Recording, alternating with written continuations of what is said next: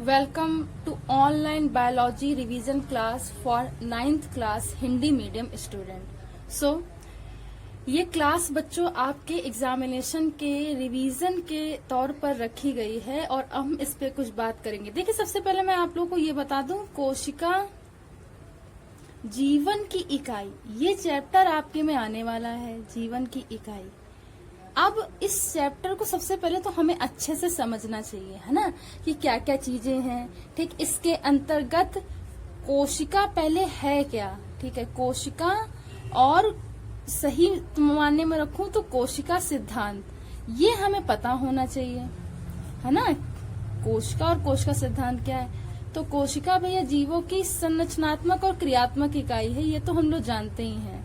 ठीक है, क्या है? संरचनात्मक और क्रियात्मक इकाई है। ठीक है, अब कोशिका सिद्धांत में क्या दिया था? स्लाइडेन तथा सॉन ने दिया था, ये आपको पता होना चाहिए। ठीक है, स्लाइडेन और सॉन ने क्या किया था भाई? कोशिका सिद्धांत दिया था। ठीक, और इसमें कुछ बताया था कि कोशिका जीवों की संरचनात्मक इकाई होती है, कोशिका जीवों क्रियात्मक इकाई होती है, और इसमें खुद का डीएनए होता है।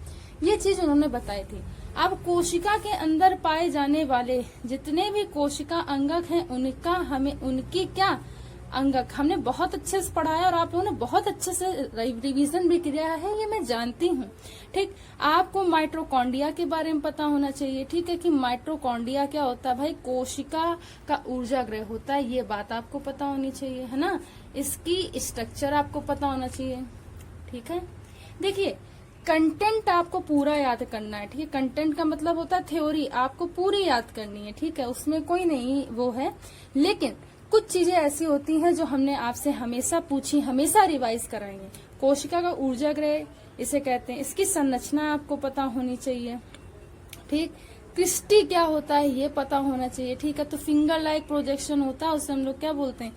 क्रिस्टी बोलते हैं, ये पता होना चाहिए, है ना। उसके बाद मान लीजिए प्रोटीन फैक्ट्री क्या होती है? प्रोटीन फैक्ट्री क्या होती है कोशिका की?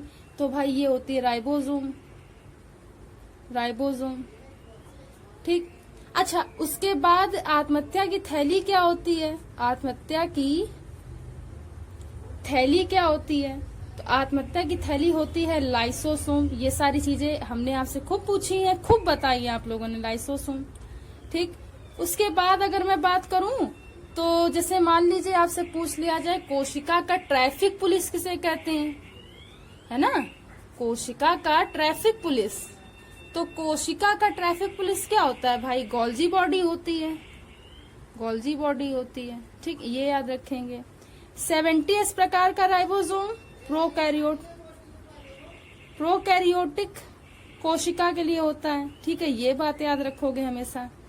80 प्रकार का राइबोसोम यूकैरियोटिक कोशिका के लिए होता है, ये बात याद रखेंगे। ठीक है, उसके बाद आप लोग जो सबसे अच्छी चीज याद रखेंगे कि जो कोशिका भित्ति होती है,